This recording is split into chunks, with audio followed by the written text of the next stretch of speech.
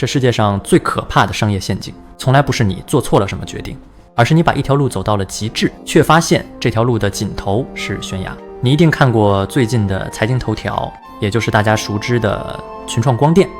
现在正疯狂关闭工厂变卖资产，市场上的散户都在嘲笑他们，说这是一个时代的眼泪，说传统面板产业已经彻底完蛋。但你现在仔细想一想，真的以为这只是一场无奈的断尾求生吗？如果你也抱持同样的想法，那你可能完全没看懂这场博弈，这场100年难得一见的残酷对决。今天我要告诉你的震撼真相是，群创根本不是在原地等待死亡，他们正在进行一场世纪大豪赌，一场把自己的躯壳无情撕裂，强行植入半导体大脑的恐怖变异。我们先把时间稍微倒转一下，看看面板这个行业的底层诅咒。你以为做荧幕是顶尖高科技吗？在那些冷血资本家的眼里，面板早就沦为一种没有灵魂的塑胶，这是一个标准的资本无底洞。你今天砸了1000亿盖新厂房，明天竞争对手就敢砸下2000亿，机台产能一旦毫无保留全开，价格就像是断了线的风筝，直接坠毁。回头看过去10几年来的日子，群创就像被绑在跑步机上的白老鼠，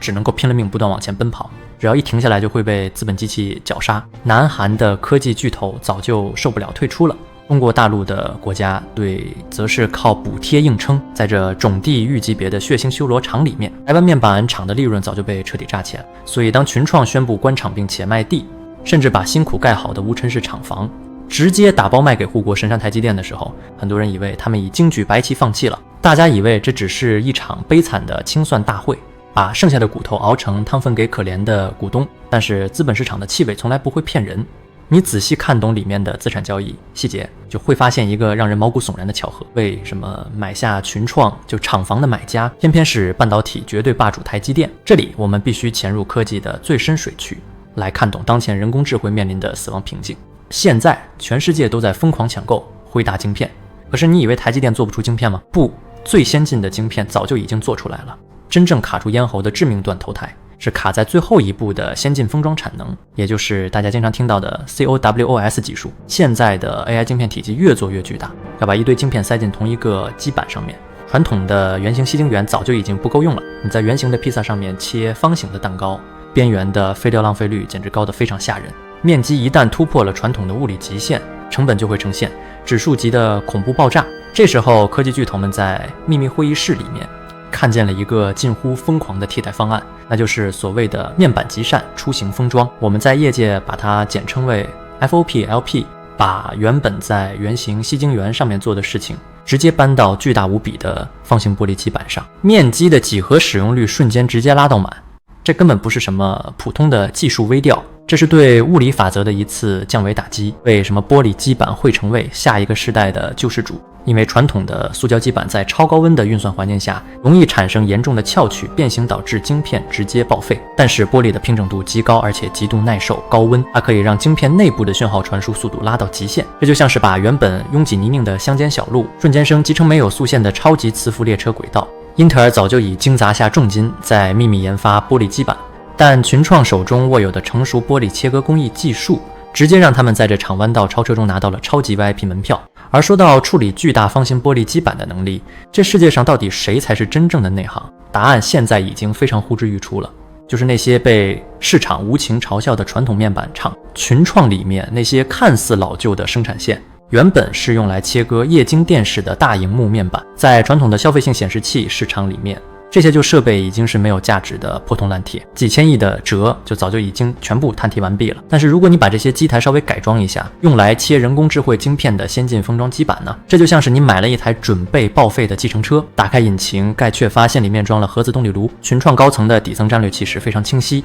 第一步是把没有希望的产线直接卖掉，换取市场上最真实绑大的现金流，这是替自己先打造一件最强的防弹衣。台积电拿到现成而且检验合格的厂房，可以省下至少2-3年的漫长建厂时间，直接对抗全球客户疯狂催单的产能焦虑。这是一场各自拿走筹码的完美交易。而群创真正的致命杀招藏在第二步，他们保留了手头上最核心的技术团队，把资源全部集中在先进封装这块肥肉。他们再也不跟对手去盼面板的流血价格，他们要成为半导体供应链的隐形大脑。你现在心里可能会有一个巨大的疑问，既然先进封装这块大饼这么好赚，为什么中国大陆的榜大面板厂不跟进，这就是这场商业博弈最精彩的决胜点。先进封装绝对不是只有硬体设备就能搞定，它需要跟顶尖晶片设计厂高度的紧密绑定，你必须和辉达还有超微这些科技巨头，甚至和台积电站在同一个信任阵营里面。在全球地缘政治彻底撕裂的残酷今天，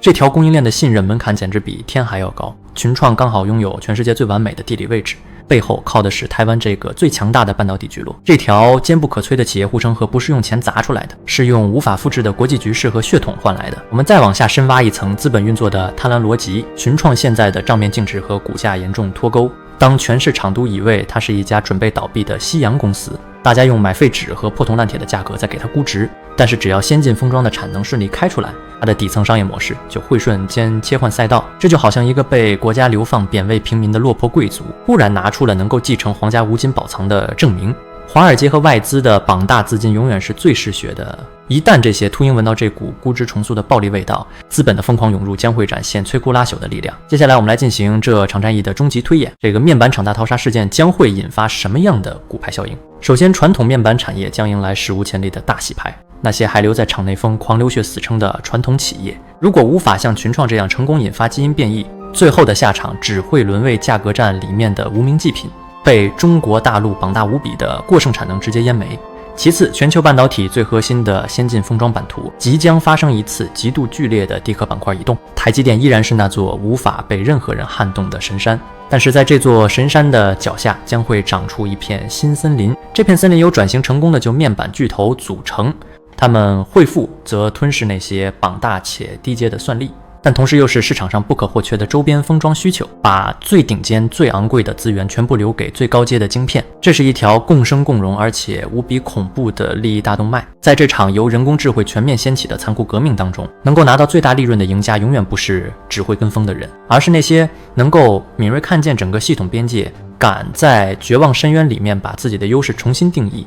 甚至不惜把灵魂卖给魔鬼的终极野心家。当然，群创光电的这场豪赌还没有走到终点，失败的绑大风险依然像死神一样紧紧跟随在后。新技术的量产良率到底能不能顺利突破？国际及客户的严格认证究竟能不能过关？这些全部都是可能随时把公司炸毁的深渊。但不管最后这场变异的结果究竟会如何，这绝对都是台湾科技史上最悲壮的一次转型。他们把眼前的破产危机变成最锋利的武器，把没人要的废铁硬生生炼成了最值钱的黄金。这就是商业真实世界里面最残酷也最迷人的真相。看完今天的分析，你真的彻底看懂了吗？这场世纪大骗局底下的野心究竟有多大？当一家公司敢亲手埋葬自己过去所有的荣耀，你认为它接下来会向世界史放出什么样的怪物？把你的答案和想法留在下面的留言区，我们一起来见证这场科技巨头的历史审判。如果你想看透更多隐藏在财经新闻背后的底层逻辑，记得按下订阅这个频道，并且打开小铃铛。我们下一次再带你潜入更深的商业深水区。